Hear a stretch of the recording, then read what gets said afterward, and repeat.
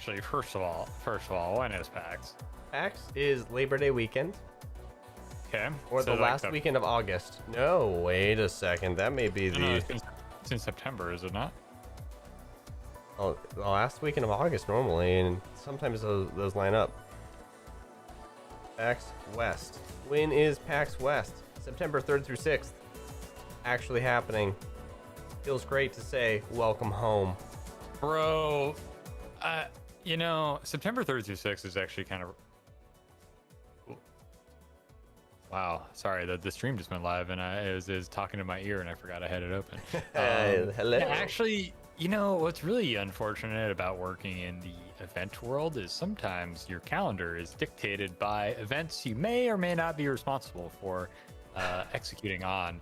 And I do have potentially will be very busy during that weekend. But I think there's probably a world where I make it up to PAX Seattle for I mean, you're not coming to Dave Matthews Band at the Gorge with me, Mitch? 'Cause that's the same weekend.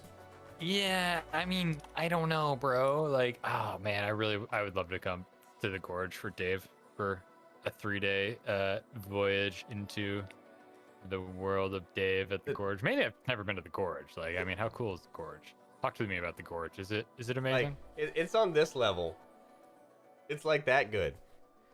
Like better. It's that full good. It's the most beautiful venue in the world. The only way it could be better is if you could see Mount Rainier like up over the top of it. Can you not see it, or is it just... You're down in a bowl. Like it's a naturally formed amphitheater, or a naturally formed full bowl with an amphitheater in it, and it just goes down to the bottom of the river gorge, and it pretty much puts you at the lowest point in the entire east side of our mountains. But damn, is the sunset pretty from there. You don't get to see much of the actual mountains, but you get to see like the horizon where it starts to roll off into the distance, and you get the nice big old spinning windmills out there generating the power for you to listen to it come out of those big old speakers, projecting to the 30,000 people out there. Well, I think it's really appropriate that we're starting season 2 of Theory Crafting off with a discussion about bowls, and they are natural in this case, but I do think it is highly appropriate. And I think that is a great place to start the show and say hello to everyone on our new home. You might be surprised to see us here. We started the show season 1 over on Twitch on the Next Level Theory Crafting Network, and now we have after a short hiatus, decided to relocate to the YouTubes and to forge our own path and destiny into the world of streaming. So welcome everybody to another season, another day of Theory Crafting. My name is Mitch, here as always with my main dude, Kyle. How are we feeling, Kyle? Welcome back, huh? How are we feeling on the YouTubes on this fine Thursday afternoon? I'm feeling pretty good. I can say that my back end is feeling great as far as someone using the YouTubes. I have not streamed to YouTube before, and this is quite a pleasant experience to see that Twitch is really getting a run for their money, if I can say so boldly. So this is an interesting topic point. What's different? Like, what is easier, better, more efficient? I'm curious on like what's your snap first impressions after kind of going through the setup process on YouTube versus where we used to be on Twitch.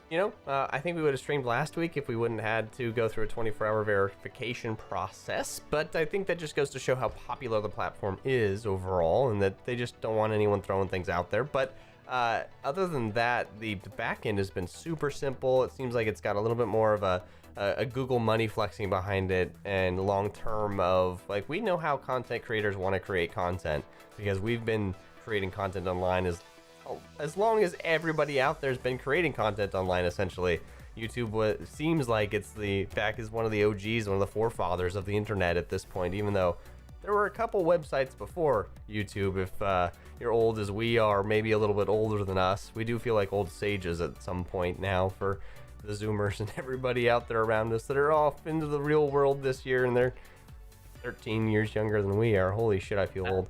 But not even that old, bro. I know, right?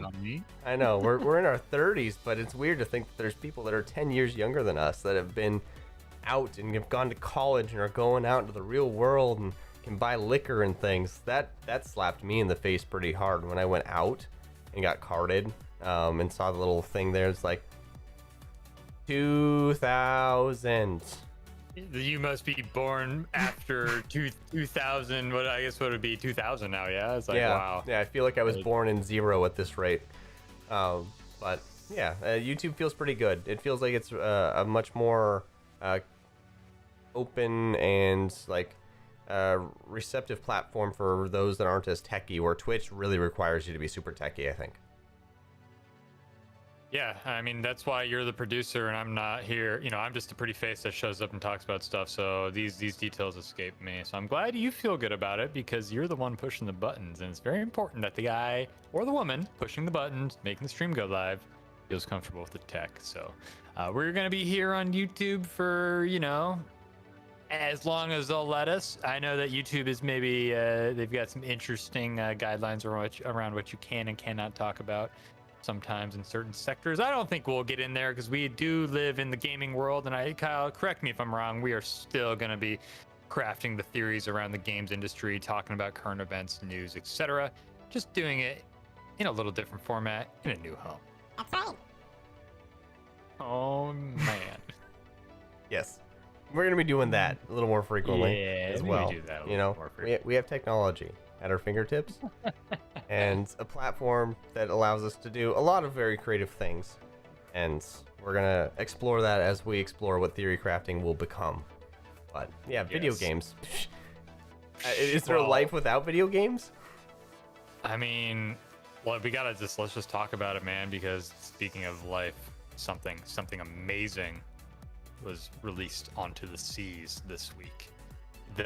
A crossover of epic proportions. Sea of Thieves, Captain Jack Sparrow. Give me your hot take. First impressions. I haven't had a chance to jump in yet on the new Tall Tales and the new content, but I know you're a huge nerd, and I'd love to hear your opinion. You've played through some of it. How is the new update for Sea of Thieves? I cried.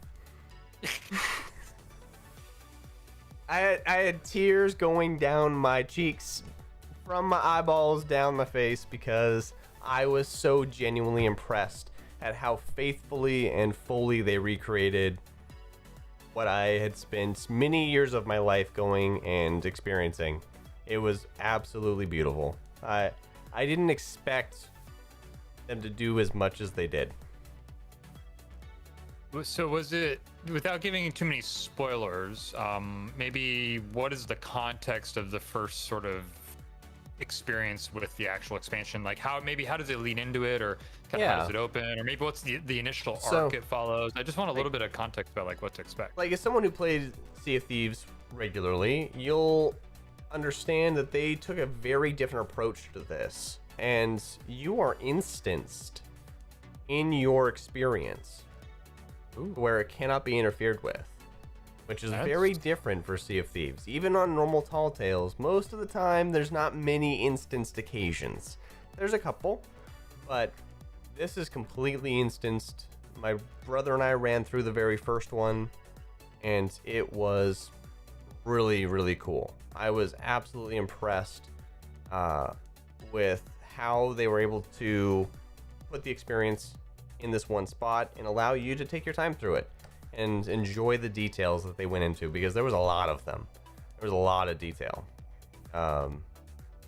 So how you can start it in adventure, and you can start a Tall Tale in adventure, or you can even click a mode independent at the very beginning and queue as a group for an independent sailing adventure as a part of one of the Tall Tales as you progress.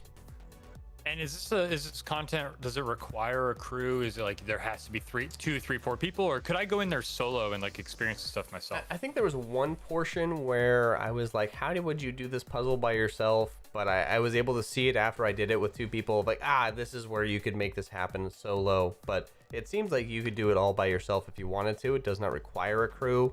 And I would say it is the most on rails experience I've ever had with Sea of Thieves.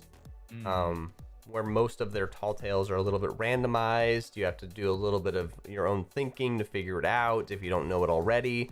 So there is that on rail, like you're actually a part of a ride and experiencing that ride from on foot.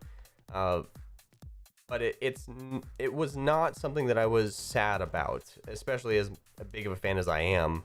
Honestly, it really was cool to go through it slowly and take my time and even fail a couple times to see what they did as far as music triggers and environmental triggers and how that coincided with the ride that I've ridden 1,000 times now. You're talking about the ride at the most amazing place on earth, or the happiest place on earth, the or happiest, whatever the correct. yeah, the happiest place on earth in Disneyland. It's been there Please since don't sue me. yeah, right. It's been there since the 50s. This ride, this ride is upwards of 70 years old now, and it's been personified into this video game in this way. Wow. And as someone who has ridden it, I noticed these cues throughout the trailers and things like that. And I was wondering, where was it going to end constantly. And I was well fan serviced, well satisfied as a deep fan. And the interesting part for me is that with this independent experience, it's going to allow for a little bit more of a deep tutorial and a fun tutorial for those that have not played on the seas before. Because when you do go out there, you'll understand a little bit more of what it's like to move around as this character and traverse these different islands. And I'm excited to see what the other 4 Tall Tales actually entail. To see how much control you'll have over your ship and how on rails it will be. I'm hoping that they give you a little bit more control over the experience in the long run of things. I do know there's been a little bit of a hiccup on one of the Tall Tales, the Sunken Pearl. It was even released on Twitter today that they were talking about that it was so broken that they're fixing it. So yeah, there was some Reddit noise about that they were unhappy about how difficult or how inconsistent it was. I haven't done that one yet, but it sounds like those that have plowed through the content, which just feels like it's about 10 hours for the Tall Tales if you take your time. Wow. Yeah. I wonder if I was just kind of thinking the whole like on rails directed experience. I wonder if that was part of the deal, right? We're going to bring in our IP into the game. But in order to do that, we as, I guess Disney owns the IP, right? Like, we as Disney are going to require you to construct the experience such that it is a little bit more guided and a little less freeform. I think maybe that's one possible explanation for that. I mean, would you agree with that assessment? Absolutely. I think Disney is so protective over their IP, rightfully so, that they probably came in and with very strict parameters. And they probably had Imagineers go and play Sea of Thieves, or at least the ones that do play Sea of Thieves, be like, so what's wrong with this experience and what should we be weary of? And for sure, they probably outlined like, we want our experience to be controlled because they're Disney, and they control the experience all the way through. From the second you get close to their property all the way until you leave, it is controlled as much as possible. And the only thing they don't have control over is the other guests in the park. And guess what? They have control over the other guests in the Sea of Thieves in this manner. I think it's a good thing too. I think that there's always this balance between like being too open versus being too constrained. And unfortunately, I haven't tried the content yet. Maybe you'll try to get out there tonight or this weekend or something. I don't know. We'll see what happens after the show. But I'm glad to hear it's well executed, right? There's always this concern when you see something like this get announced of like, oh, it's going to be amazing, and then you get in the game and sometimes you're like, yeah, but it wasn't executed very well, or it's kind of shit, right? Now with Disney, it's like there's like a level of quality there, and I'm glad to hear that at the very least you feel like it was well executed. Is that a good assessment of your sort of so far? Yeah, for sure. And knowing Sea of Thieves history, where they were a game that almost failed, to be here today where they've now partnered with like the most unimaginable partnership, the most ambitious crossover, if you will, like of all time for this, I don't know what else they could do to be more ambitious. I really don't. They have checked the biggest box of the most popular pirates in the world. So where do they go from here is kind of the question I'm left being, floating out there. But I think that they just latch on to Disney, and I hope that this goes well. And I voted with my dollars, Mitch. I made sure to buy the 2 maximum coin packs that I needed to buy all the things for Season 3 here in Sea of Thieves. I got my Johnny Depp crew skin pack. I got my weapon pack. I got my prison dog. I got my Black Pearl skin set. I got the extra sails and the figurehead. I didn't need them, but I bought them. I don't normally buy the shitty ones. I buy the pretty ones only, and I leave the shitty ones off in the, the less cool ones, over there. But they had one that had the sparrow on it, like Jack Sparrow and his tattoo, and then they had the tattered sails, which were different. So I bought those both, but I wanted to make sure I voted with my dollar and said, I support this and I want more of this shit. Give me more of the Disney content. Well, that's what I want. I mean, the good news for me is that means I get to reap the benefits of your dollars because I always sail with you. So thank you very much for kitting out my future boats with 6 sails and stuff. Now maybe I'll have to buy my own personal cosmetics, but the good news is the crew skins are pliable. You can even take some of the crew skins. You can't get the Johnny Depp one. You got to buy that yourself. Savvy. All right. Well, I mean, I'm a little bit more reserved in my in-game spending in that game than you are, but in that game, yes. Thank you for that qualifier. I mean, in that game, in League of Legends, you are too. If we want to really go back to historically speaking, but I bet you if we went off of recent data, that the trend would be a little bit different. Yeah, I mean, gotta do what you gotta do. We each have our vices, as Ari sits above your head, and KDA hat is just out of sight. Hey, that was a gift, all right? KDA hat was a gift. Ari statue is my Christmas gift to myself for sure. I love that thing. It's beautiful. Absolutely gorgeous. Oh. So, okay, so scale of 1 to 10 before we wrap up Sea of Thieves. 10 being best thing ever. 1 being it was utter dog water. Where do you rate it? First impressions. All tales are amazing so far. The first one, 10 out of 10. Like, I thoroughly enjoyed what they presented there. The next ones, we'll see how they go. Adventure mode did not change as much. There are big changes to the map, as far as it is bigger now, like physically larger, that you can go explore. The fog has been moved. Pretty much 2 squares to the north.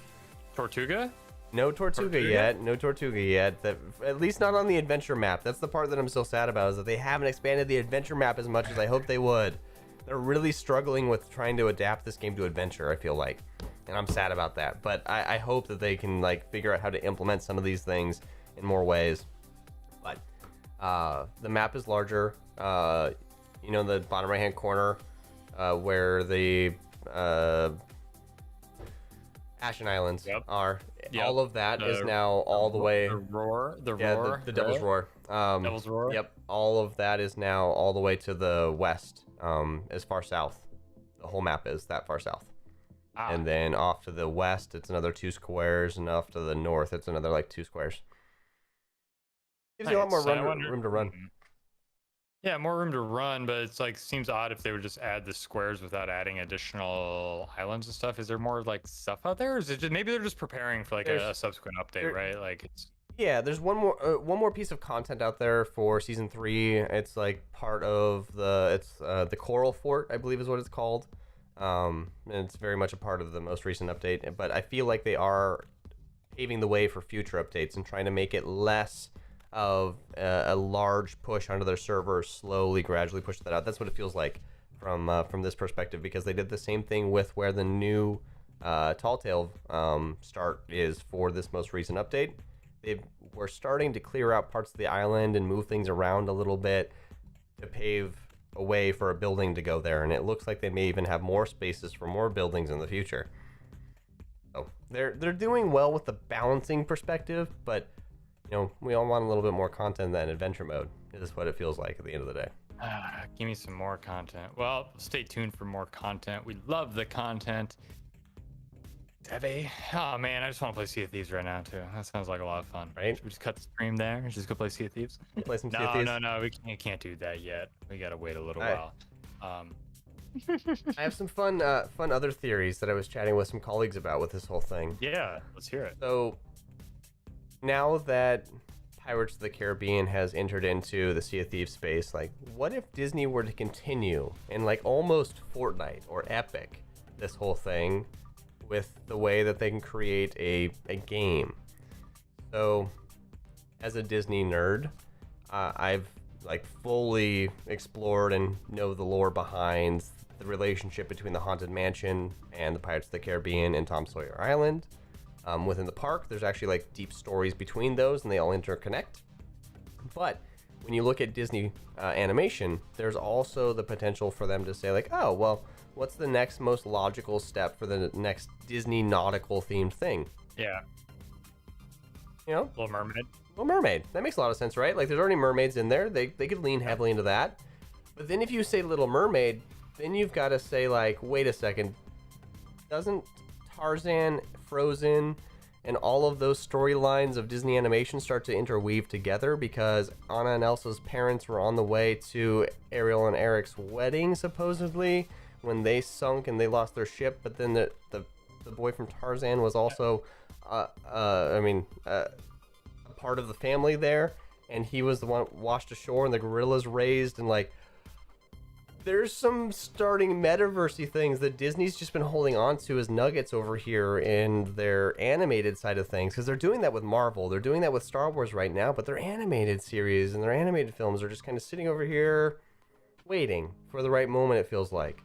And what if they were to lean heavily into that, add a Little Mermaid, and to add a Tarzan, and to add a Frozen, Anna and Elsa? Like, I don't know if Sea of Thieves has the ability to add those pieces of content themselves, but with the right content partner, they could knock it out of the park, and like Disney Infinite's ready to be resurrected. Yeah, and I mean, this is kind of what they already did to some extent in Kingdom Hearts, right? Like, it's not like the only time they've really tried to bring some of this IP into the game. That is the most comprehensive one, to my knowledge. Yeah. Yeah. I do have a confession I'd need to make though. Did you learn something today? Never seen Frozen. Well, Mitch had no idea that Frozen was in any way, shape, or form potentially interconnected in any way with Tarzan and or the Little Mermaid. So thank you for a little education there on that. I'm happy to be a little bit of a diverse wealth of knowledge over here. When it comes to Disney things and video games, I'm going to make sure to become an expert on all of that, because that just is perfect crossover between my worlds. I love it. And you mentioned this as well, Disney and kind of what they're doing on TV. Have you seen Loki? You started watching Loki at all? I have. Super good, right? I think it's super good. I think I'm 2 of the 3 available episodes in now. But like that first episode, just like, oh shoot, you're gonna take a weird little blip in time and explain it. Okay, I'm for this. I'm totally for this. This is gonna be good. And it's almost like a crime drama with Owen Wilson as the detective. And wow, right? Wow, for sure. There's so much depth that they're about to hit, and the timekeepers, like, oh my lord. I don't know how much you know about Marvel lore. I don't know a ton. Like, I haven't read all the comic books, and I'm not a lore expert by any means. I've watched a couple of YouTube videos. But when you're talking about timekeepers, you're pretty much talking about Jon Favreau and Disney at that point. Like, that's the power level that you're talking about in the Marvel universe. And they may be actually making jokes to the fact that Disney is essentially the timekeepers, if you really dig that far. I don't know where they're going to draw the fourth wall eventually, but they need to define that for me pretty soon, because my brain's been running wild. Yeah, I don't know. I am by no means a Marvel lore expert. This is one of the reasons I enjoy something like a WandaVision or a Loki or what have you, is like it's exploring this part of the universe that I just frankly have no idea. Like it's all new to me, right? So it's not being spoiled. It's not like I have any preconceived notions about what is or is not or should not happen. It's like I'm discovering it, and I'm just kind of along for the ride. And I really have found Loki to be very enjoyable. Now they tried as well with what was the one with the Falcon dude, Falcon Winter Soldier, right?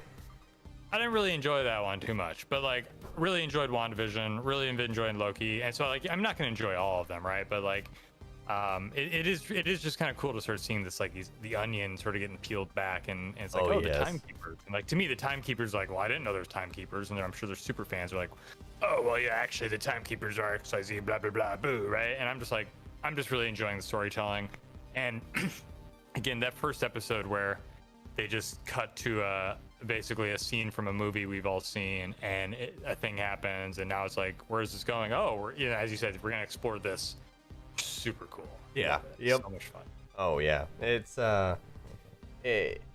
the power and like the overarching story and the way that they're telling all of this and connecting the dots, and I really want to see what's the like mastermind room for this Marvel universe looks like. Do they have it just preserved and they just keep bringing in different artists to like, okay, build out this section over here. We're just gonna have these figurines kind of embody what is going to happen this direction. I imagine it looks a lot like Alex Jabali's house actually, with all of his figurines and everything that he has. He's got the most impressive collection I have ever fucking seen, hands down. But It's ridiculous. It just goes on and on and on. And he's it's like, adding bro, more. you can't literally have more room for more stuff, and you like turn the corner and there's like more. And it's just like He's the looking next thing for you a know, bigger he's like, house.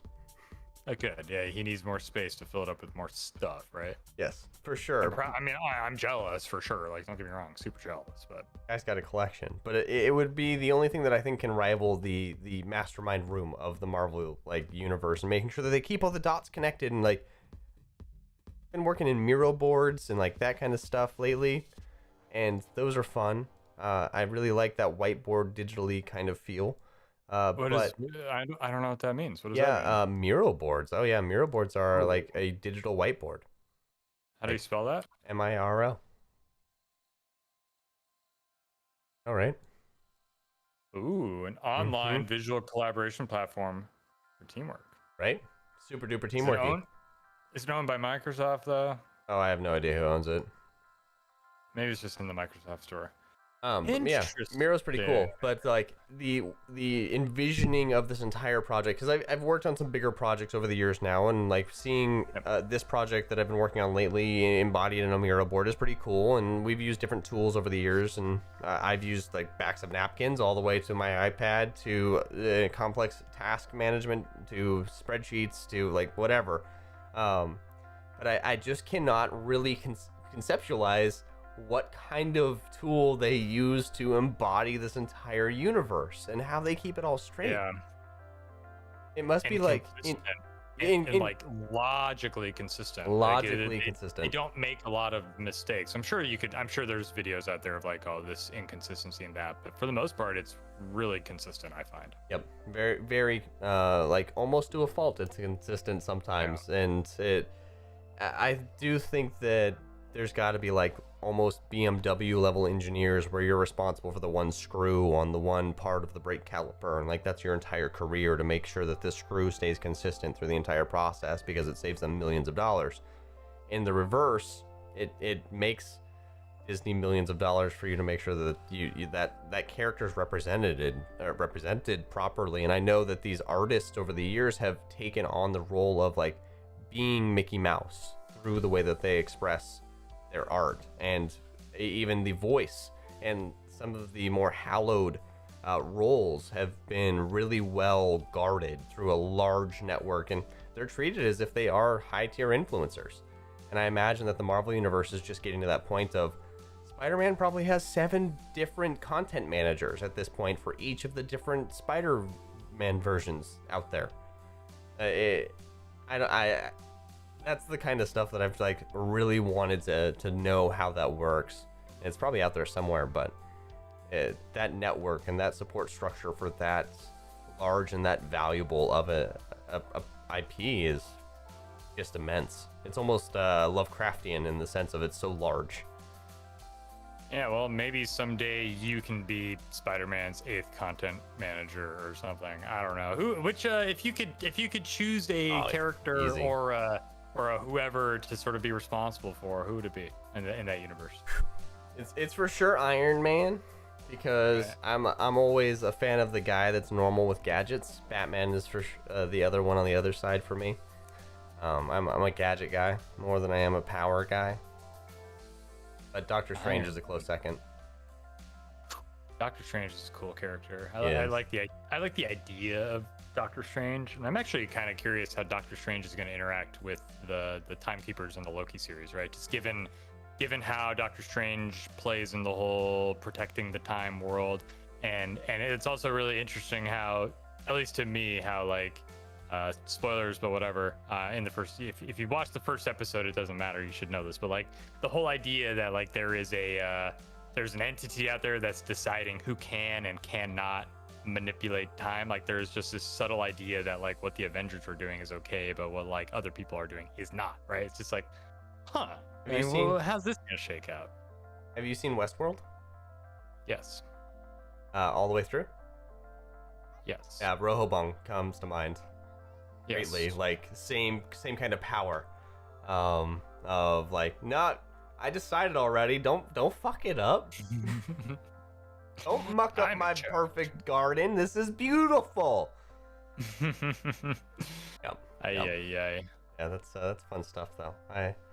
I'm super stoked to see where all that goes, and then like to think that they're doing this with Marvel is always in my mind been a test for the more valuable property that they have, which I don't say that lightly, but I do think Star Wars is still a more valuable property. There's a reason that they invested more money into it early on because there's more value there. They can make Marvel as valuable, and they have, but what are they going to do with that property? Like, that'll be another week's worth of conversation we can have someday. Yeah, someday. I think you're probably right. Star Wars is probably more valuable. Depends on how you define that, though, right? Like, what does that mean? The golden versus the more golden goose. Which one do you? 1A, 1B, you know, right? It's like, I don't know.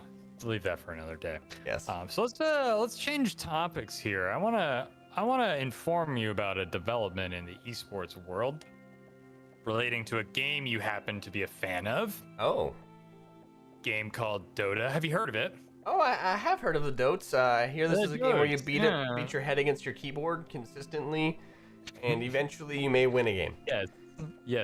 So it'd been previously announced that the international would be coming to Sweden and in the Globen in Stockholm. That was going to be during 2020, right? Yeah, so I think according to this blog post that was recently announced, they started the conversations in 2019 to hold TI-10 in 2020, and then the COVID pandemic set in, and the idea was we're going to push TI from 2020 to 2021, which is all good.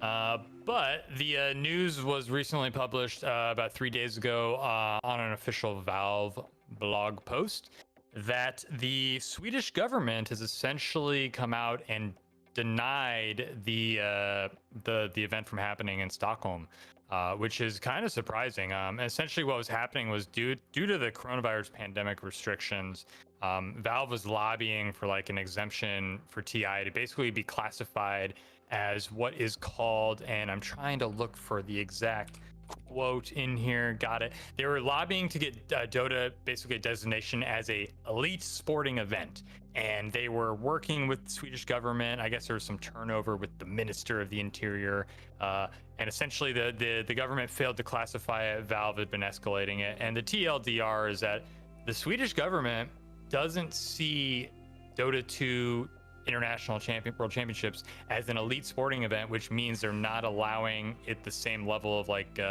openness that maybe like a soccer world championship or other sporting event might have to like get players, talent, staff into the country to host the event. And essentially what this means is that it will no longer be in Stockholm, and Valve is sort of seeking another option in Europe, which is really surprising to me given Sweden's history of esports. I was just floored when this news came out.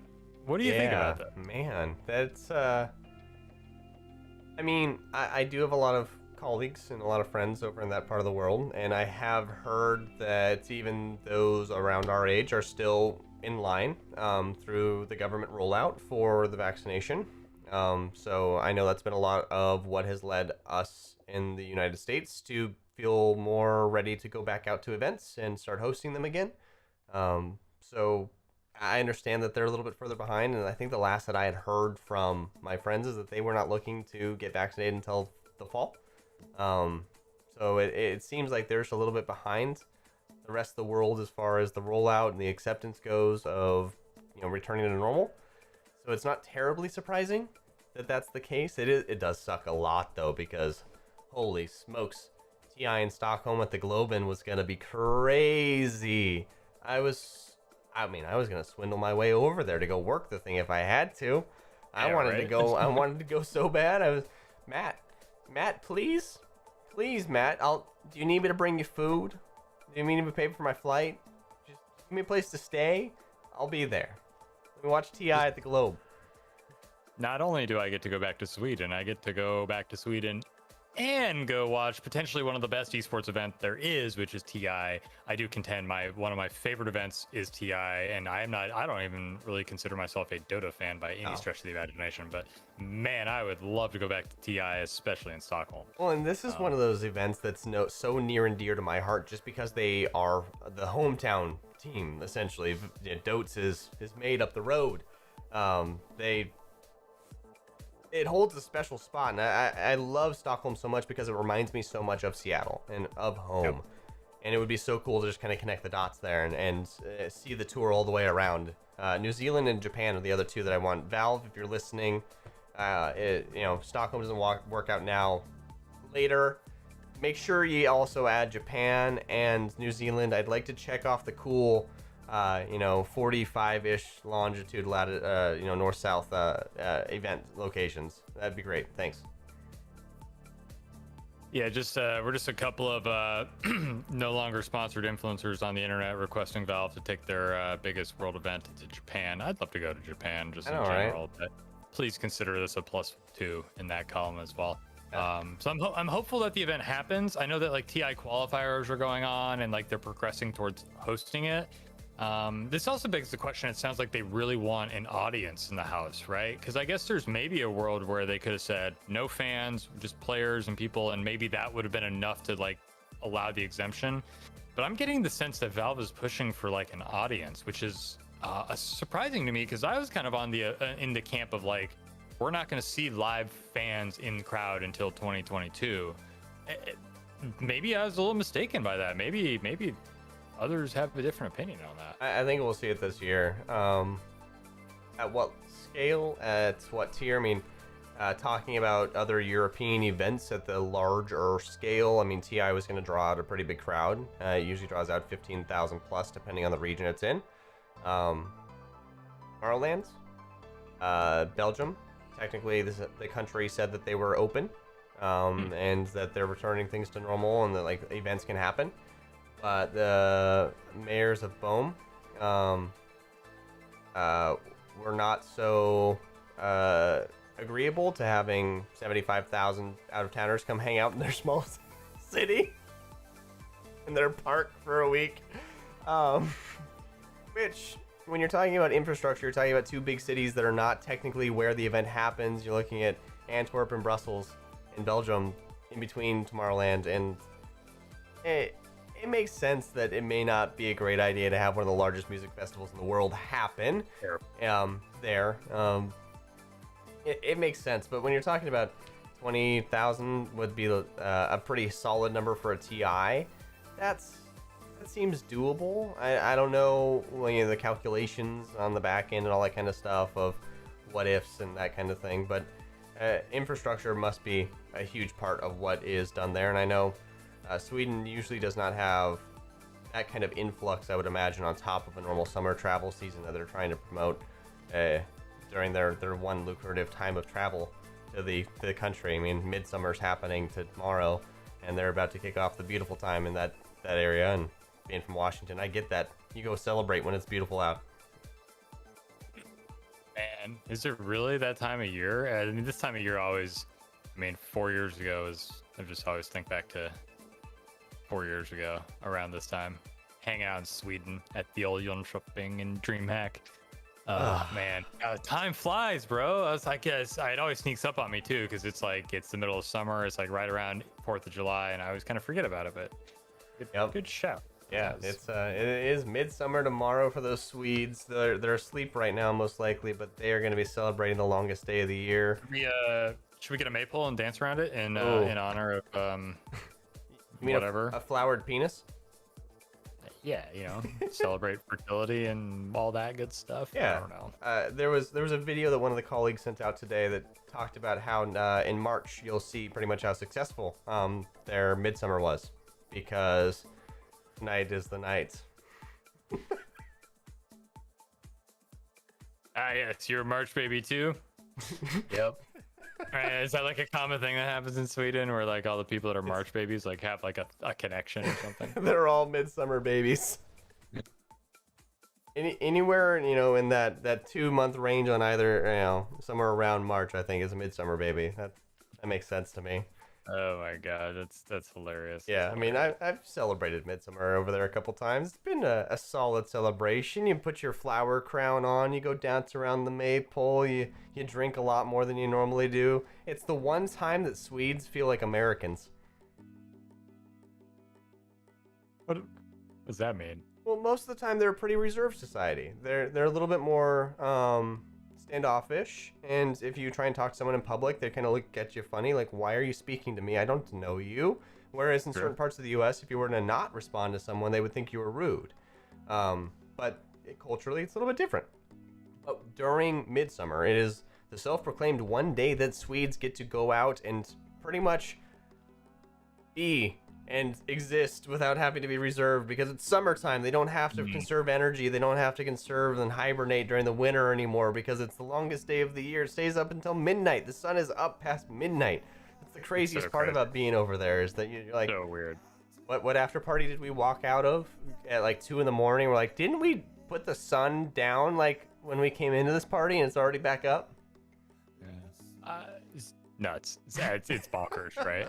And then like 6 months from now, it's like the total opposite, where it's just like, man, I'd really like to see the sun like today for 5 minutes. Yeah, Just it's not it out there. cloudy today, so we're not seeing any of that. Better go get the vitamin D lamp on and have a little bit of a Yeah, supplement.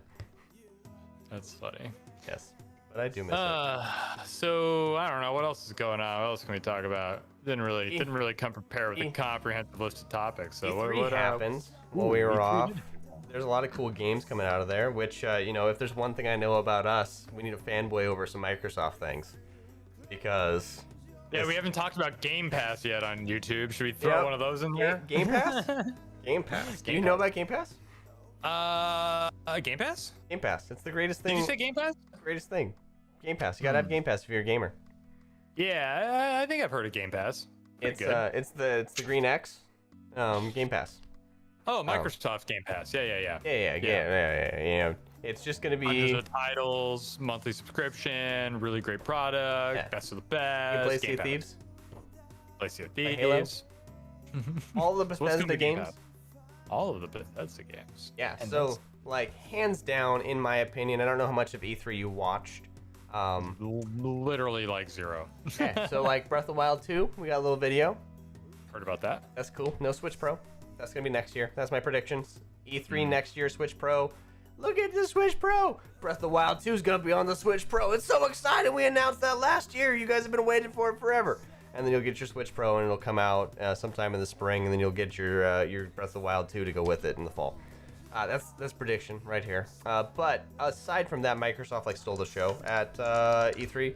They did their announcement with Bethesda ZeniMax for Xbox, and I mean, they have so many cool games coming out right now and so many updates. I really don't know if there's anyone out there that has the power of Microsoft and the power of that Game Pass behind them to build. And I know we've talked about that before, but even bringing Flight Simulator to Xbox consoles, that was just one of those silly things that as a Flight Simulator fan, I was so for. Or they're bringing a Baja Mexico kind of feel to a new Forza Horizon game, and they're flexing that technology finally, and they're building off of the latest hardware that they have. But the releases that they've made, it's going to just continue to add so much value to Game Pass that I don't know that there's any way that anyone else can really build anything close. It would take all the other powers to combine to compete with what it looked like Microsoft had as far as sheer force when they released a lot of things, ranging from Age of Empires 4 that's coming, and the spiritual successor to Age of Empires 2 finally. That one's got me really excited.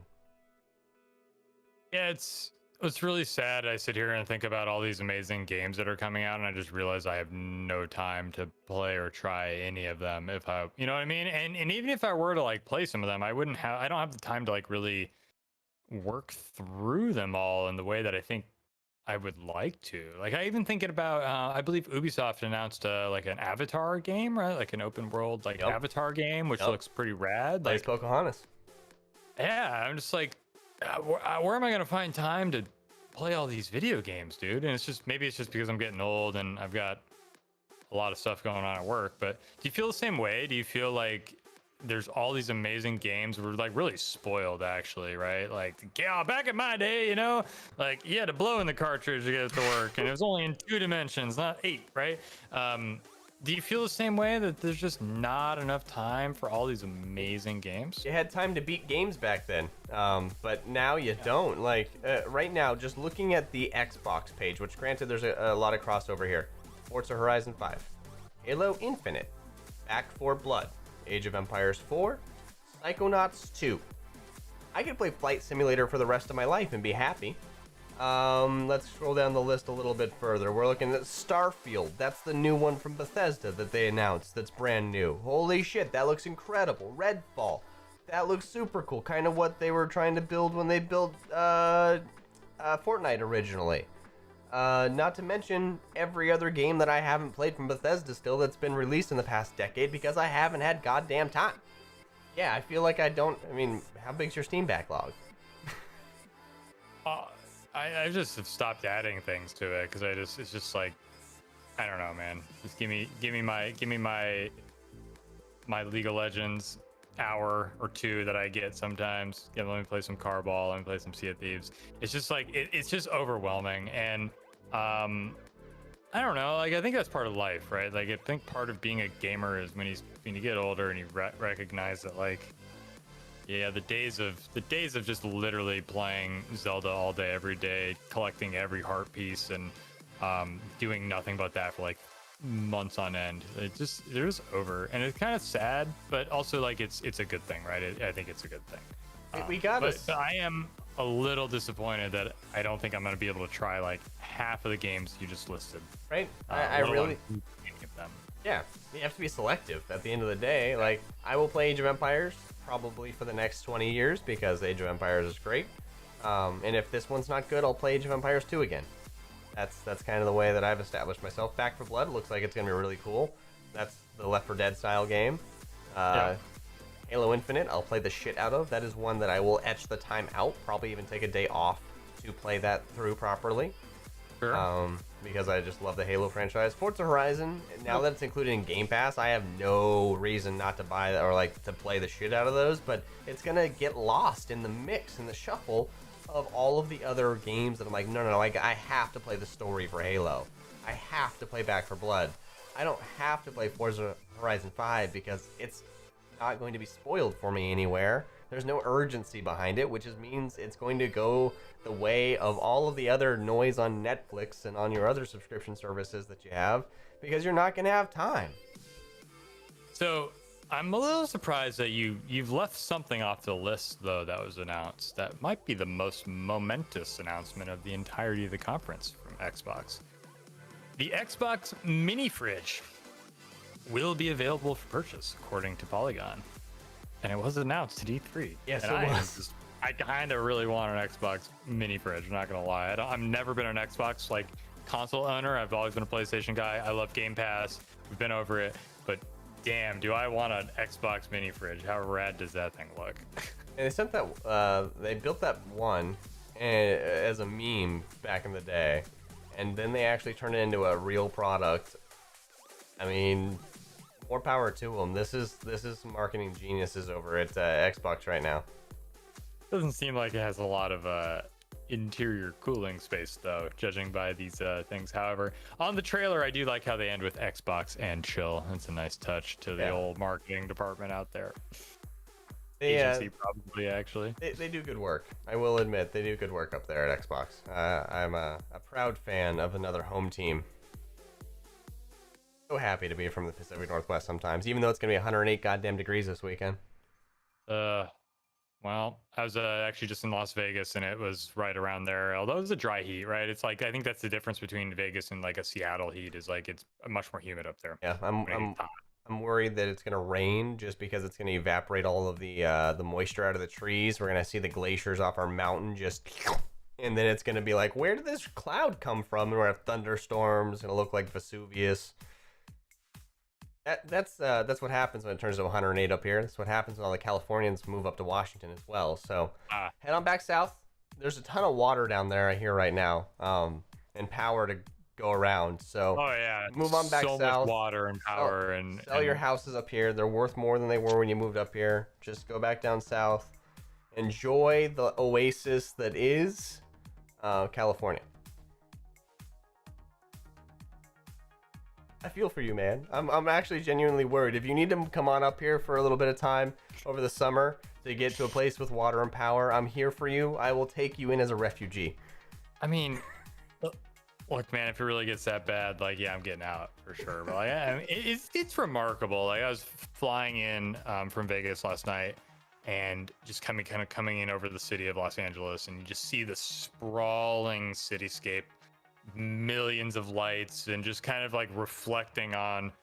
I always reflect on, first of all, how amazing it is that I'm just in a steel tube 30,000 feet in the air just cruising, and it's just so routine and rote, right? It's just like no big deal. But last night I was just kind of thinking about the scale and just the number of people, and the fact that, like, yeah, we schlep all this water in from north and east and whatever, and we're in a desert down here, and it just doesn't feel like it's really amazing, actually, like the fact that this many people are actually concentrated down here. It doesn't feel sustainable sometimes, and I don't know what the future holds, but I feel very fortunate and very lucky to have, be down here for right now. And I don't know, it is just ridiculous how many people are here. It's unreal. Yeah, I feel that it's getting that way up here. I mean, nowhere near the sprawl that is down there in Los Angeles, but to feel the constraints of it up here emerging like it was in the Bay Area all those years ago, it has that same feel. But yeah, I don't know why it's going to be so hot up here. That part just perplexes me. The polar vortex broke apart all those months ago, and I thought it was going to bring us cold, but sure shit, it's bringing us some heat too. So I'm going to go hide in the woods, I think. Go play in a river for the weekend. Ooh, that sounds nice. Yeah, right? Go on a hike early in the morning before it gets too hot. Go relax by a river. Hike back after I'm soaking wet when I'm all done. I think it's going to be the plan this weekend. Very nice. We have in Culver City, there's these like outdoor stairs it takes like 10 minutes to walk up them. There's a few hundred of them. I actually should count them the next time, but I've been enjoying doing that as like a little exercise thing of like walking some stairs, like basically walking straight up the side of a mountain on some stairs. I love getting outside, and I've been doing that recently. And you're just kind of making me think, like, maybe I should go on a hike too, right? Maybe I should take care of that tomorrow. Go get out a little bit. Go get Saturday. I don't know, man. Go get some outdoor time. Well, it's nice and cool down there in Los Angeles for you. Cool. Yes. It's actually not too bad. It's actually really nice down here right now. Super nice. Normal temperature. Normal. Yes. Well, I think this brings us to the end of this show. And yeah, I think we found our way to the end today. I think this is where I would say, like, insert sponsor here. Actually, like, right down here in this empty area below Mitch is where we would like to insert sponsor, and we would talk about you right in this spot, about how amazing your products are, how much all of our listeners and viewers should go out and make sure that they try out and order your products, whether it be really ugly cups like Mitch has, or really cool shirts like I like to wear. Maybe some peripherals, a microphone. We've been sponsored by microphone companies before, so we're happy to make you sound as cool as we are. This is awful. This is the most awful groveling I've ever seen in my entire life. But until next time, everybody, this has been Theory Crafting with Mitch and Kyle, and on our new home of YouTube. We'll be back next week, right before the 4th of July. We're going to be celebrating some independence, I think, next week. So I think Mitch is going to be ready to celebrate. Maybe even change up the theme of the graphics a little bit for that. But we'll catch you all next week in preparation for celebrating America's birthday.